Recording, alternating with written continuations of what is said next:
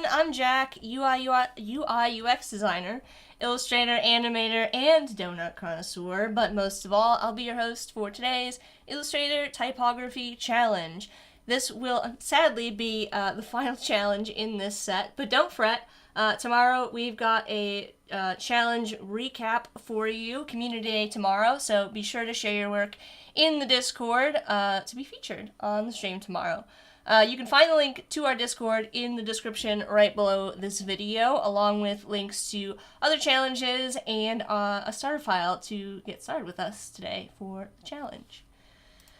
Today we'll be working on a book cover design using the touch type tool and silhouettes as masks. We've got a design here that I've got in your starter file already designed, a layout here in your starter file for a book cover. This is for a standard 8.5 by 5.5 inch cover when it's folded for like a standard novel.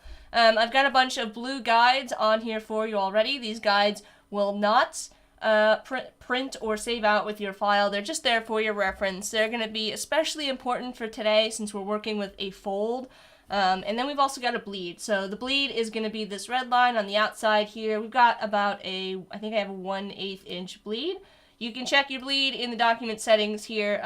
You can get rid of it if you bring it back down to 0 or increase it in 1/8 inch increments if you're working in inches. If you're working in millimeters, I don't have my file set up like that, but I think it's like 3 millimeters maybe. Anyways, the blue lines in here, like I said, are guides that I've created. These are essentially your safe areas. So anywhere that you've got, you want to have text and imagery that you want to make sure doesn't get cut off by the trim. The artboard is our trim. You want to keep in those safe areas. The bleed, let anything that you want to have go edge to edge go to that bleed. So today we're going to be working on a book cover for Dune, which is a sci-fi book by Frank Herbert. Feel free to choose your own book. I would recommend for this challenge either working with a book that has a short name or a book that has some sort of imagery that you can pull from to create a silhouette. And that's going to make sense in a moment when we get into our masking. To start, I'm just going to pick a color palette. I want to play homage to Sid Mead, the OG retrofuturism illustrator, who has just fantastically wild colors that I love. And I also want to match the book with my colors. So I'm going to start with some warm colors to kind of fit the climate, the dry and arid climate in the book, Dune. So we're going to go with some warm colors with some accents. So I'm going to zoom in here. I'm going to grab my ellipse tool. Already getting the Dune comments in our chat on Behance. If you're on Behance or on YouTube, you can chat with us. Let the spice flow. All right. I'm going to grab an ellipse and holding down Shift, I'm going to drag out an ellipse to start my color palette here. And I'm going to work sort of probably left to right, lighter to darker colors. And I don't need a stroke, so I'm just going to click here to bring my stroke to the front, make it have no stroke, and then I will double click on the fill to bring up my color picker. I want to note really quickly here that we're working in CMYK, again, just to make sure that we don't go too neon, because the CMYK is the color gamut for ink, and ink is subtractive, so the more colors we add, the darker it gets. So neon colors, such as these really hot greens and things like that, are going to be a little bit hard to recreate in print. So you just want to, if you get this little out of gamut warning, this little error here, you want to either adjust your colors, or you can click on this to let Illustrator kind of fix that color for you, automatically adjust it. So I'm going to start out, like I said, with some warmer colors here. We're going to start with our lightest kind of color, kind of like a yellowy color. Hit OK. And then I am going to hold down Alt or Option and Shift and drag out a copy. I'm going to start going in the middle here, and actually let's bring it over a little bit. We're going to pick, a next color is going to be kind of like a orangey red, so I'm going to double click into my color picker again, and I'm going to drag down on the hue slider to go more towards kind of like red oranges, and I'm going to pull up the saturation. That looks pretty good to me. I'm going to hit OK. Holding down Alt and Shift again, I'm going to drag out another copy, and we're going to go with kind of our darkest warm color, which is going to be kind of like a brown. But you know me, I like to go more into the saturated tones, so we're going to keep this fairly saturated there. We can actually bring it down a little bit into the like redder tones, and I'm going to hit OK. And then our final color, because I mentioned Sid Mead, we're going to go with a purpley blue color for our darkest value here. Blue is also important to the book, so if you want to stay on brand with Dune, we're going to go with kind of like a blue like that. I think that looks pretty good. And I'm going to create a couple more colors in between here. Like I said, I want to work with a range today, so I'm just going to drag to select all of my shapes, and we're going to use the blend tool. So I'm going to go over here to the blend tool off to the side, and I can click between each of these, starting with my lighter values and moving over to the right. I can blend as I click between all of my colors. If you do this and your blend looks different than mine, you can go up to Object, Blend, Blend Options, and you can change from being smooth to specified steps, and you can change the number of steps. Increase if you want a lot of colors, or you can bring it back down. One step in this case between each is going to be good.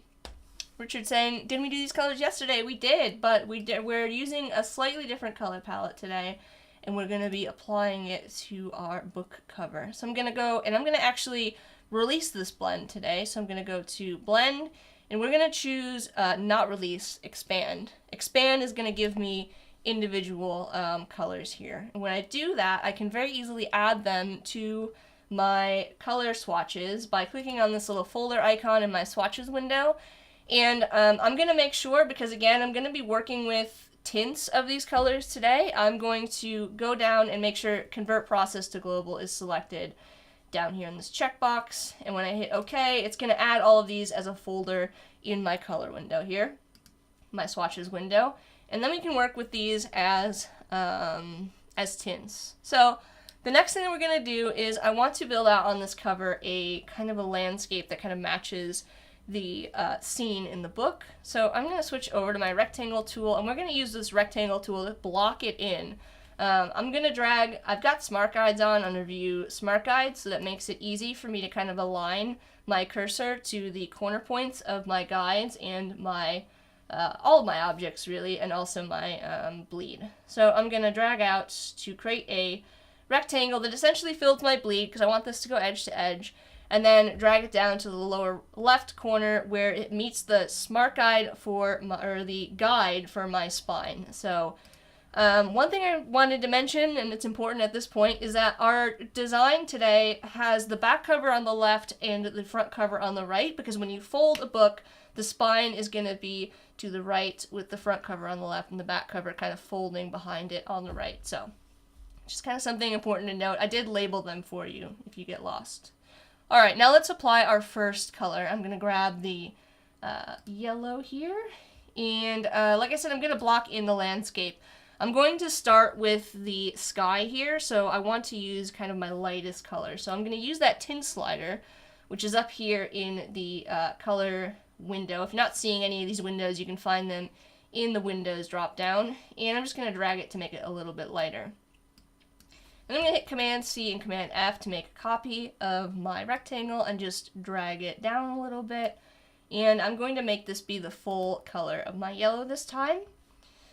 And I'm just going to keep doing this, Command C and Command F, and dragging it down. And I'm starting with kind of like the gradation of colors in the sky, working from light to dark, until we get to the horizon here.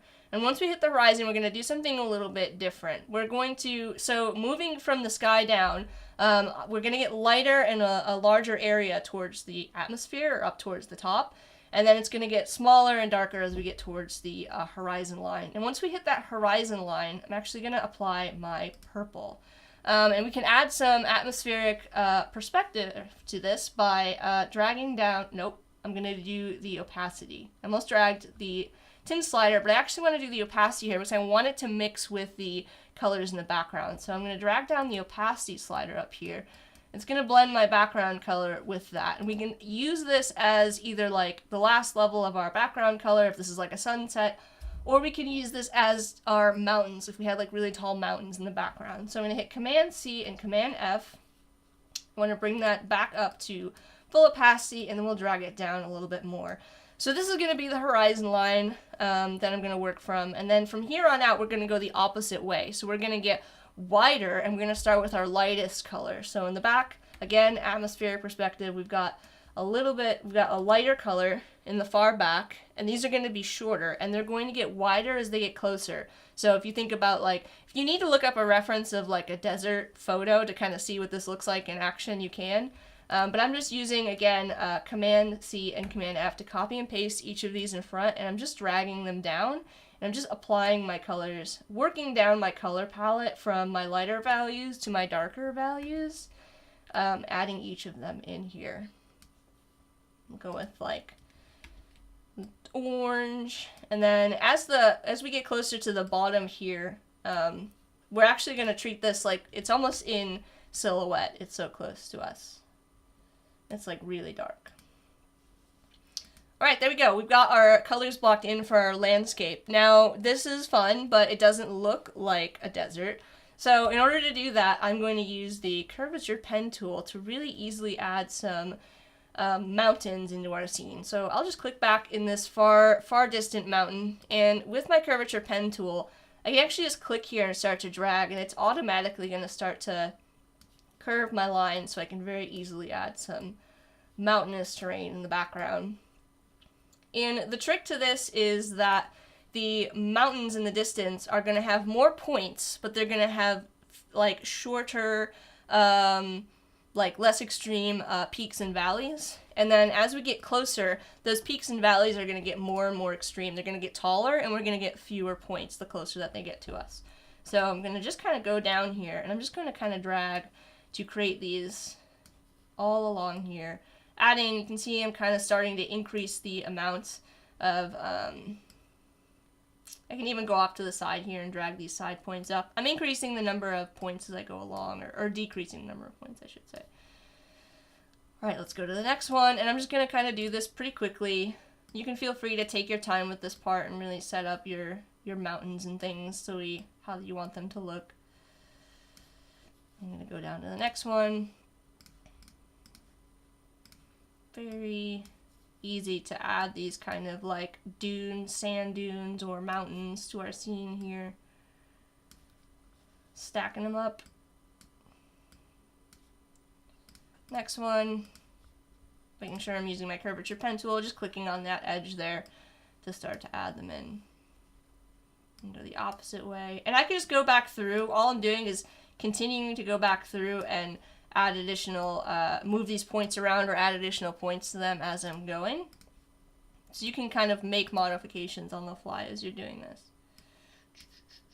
There we go. There's that one. And for this final one, I'm just going to add like 1 point down here. And then I'll just pull up the side. So we'll just add 1, and then we'll pull up this side point to make it higher. Okay, so we've got our landscape blocked in. The next thing we're going to do is going to be a little bit confusing at first. You'll just have to stick with me because it will make sense once we get into the actual masking. I'm going to drag to select everything I've got here so far on my artboard. I'm going to hit Command G to make a group. Wait, it says silhouetted mountains. I like it. Oh yeah, it's going to get even better. So we've got a group here. I'm going to grab another rectangle, and I'm going to drag it out so it's over top of my entire illustration, and I'm going to fill that with black. That's going to be really important when we go to make our mask. So we've got that black shape there.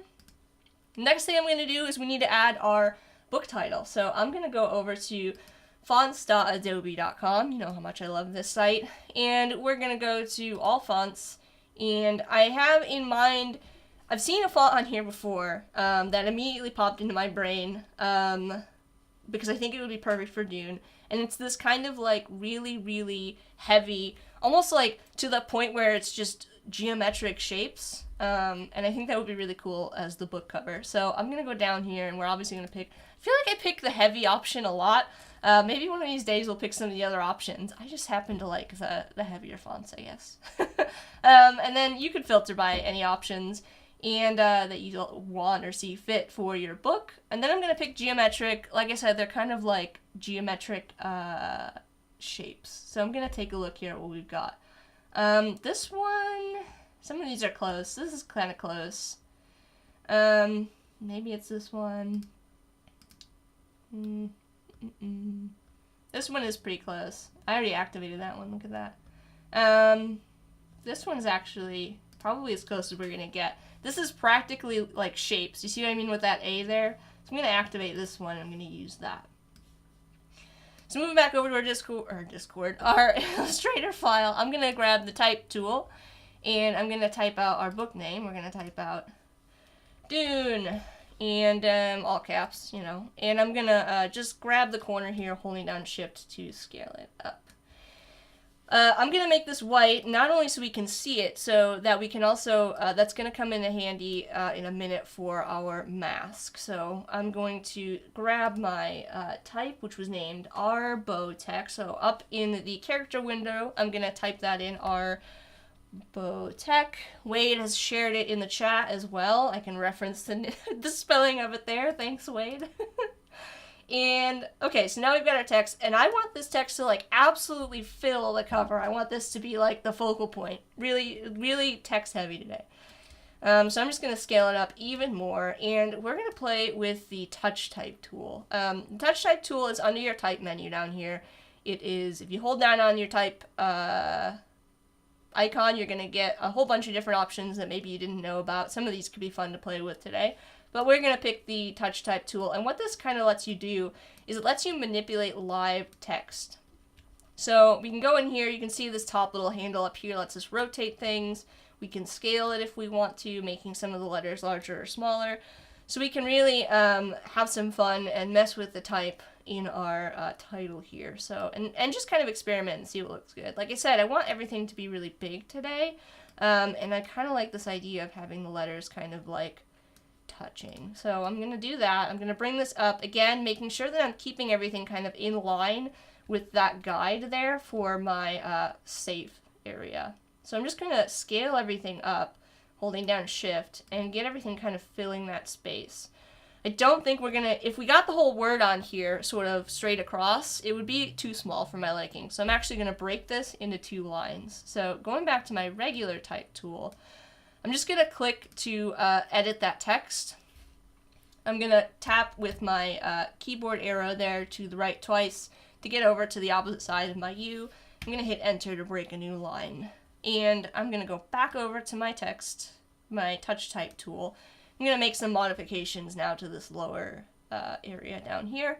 Clicking and dragging my letters. Again, I want to kind of have them fit together like this perfect little grid here to really fill out my design. Now this is a little bit problematic. My E here is actually a little bit short. Normally I would be against stretching text like this, but I think the letter E, it'll be fine for what we're doing today. It just use your own judgment. Ultimately the rules are just to make sure that whatever you decide to do is intentional. So if you intentionally choose to stretch the text, just go with it. Alright, so that's looking pretty cool. It's going to look really cool when we apply our mask, though. So we've got our text in here. Let's go ahead and add our author name in as well, switching back to the Type tool. I'm going to tap. I'm going to scale this up a little bit.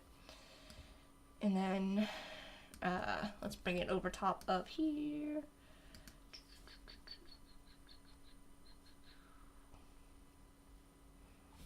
Sorry, I'm making sure I have the name spelled right. Frank Herbert. I probably could have guessed that spelling, but that's okay. Alright, so we've got Frank Herbert, our author name.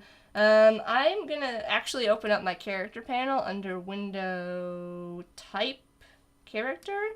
And with the character panel open, I'm going to use the all caps option here to change that to all caps for the author name.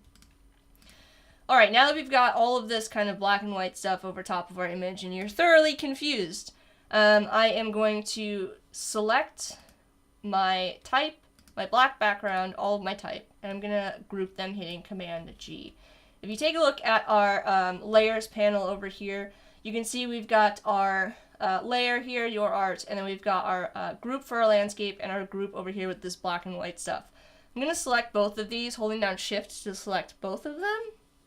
And in my transparency window, now this is where the magic is going to happen. Once I hit that make mask, you're going to see that we have essentially used our black and white text here to create a mask using those shapes. So the dark, in this case, the black, is hiding any of that background, and any of the stuff that is white, it's actually coming through. So the dark conceals and the light reveals. This lets us use LiveType to create a cover, but we can continue to make edits. So right now I am actually on the left side. When I'm on the left side of this panel over here, that means I'm editing the original landscape. I'm editing my actual artwork. When I click on the right side, now I'm actually editing my mask. So any of that black and white stuff, I'm actually going to be manipulating that. So if we wanted to change our fonts at this point, if we wanted to kind of continue to make edits to our touch type, so let's say we didn't like the way that this looked, we could go in here, we could grab our touch type tool, and we can continue to kind of move these shapes around. You know, we could add a little bit of rotation or something if we wanted to. We can also change our author. We could bring up the name a little bit. I'll use my direct selection tool. If we didn't like the placement of that, we could change the font. You can continue to kind of edit that.